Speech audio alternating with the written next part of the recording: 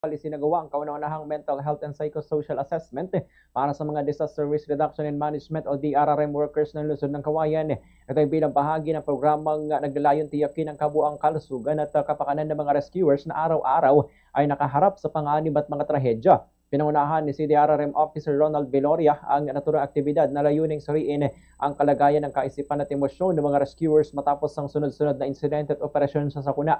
Nilalayo ng pag-usuri na matukoy kung may mga negatibong epekto na sa mga DRRM personnel ang paulit-ulit na pagharap sa mga traumatic insidente. Ayon kay Viloria, ang mga rescuers ay madalas na na-expose sa mga sitwasyong hindi madaling kalimutan mula sa mga aksidente sa kalsada hanggang sa mga trahedyang dulot ng kalamidad. Tinutugunan din ng programang ito mga epekto ng pagod at stress na dulot ng kakulangan sa oras kasamang pamilya sa panahon ng mga operasyon.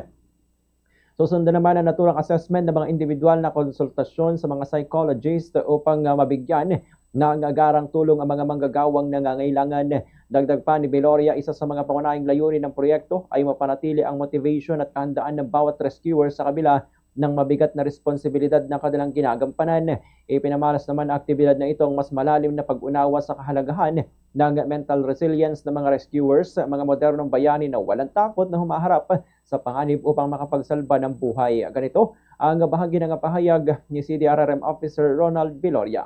Bakit namin ginagawa to? Kasi for the welfare din ng aming mga kasamahan. Dahil kami ay exposed sa mga traumatic incidents, traumatic events, di ba?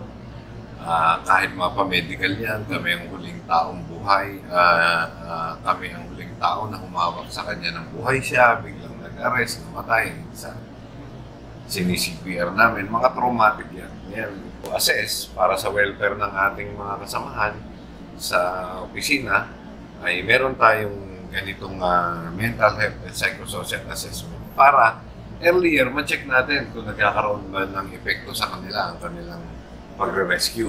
Possible, baka nagiging isang stress na sa kanila o meron ng idudulot na hindi maganda sa kanila yung kanilang ginagawang trabaho dahil napaka-traumatic, di ba? Ito, katalawan ng bagyo. Grabe ang bagyo.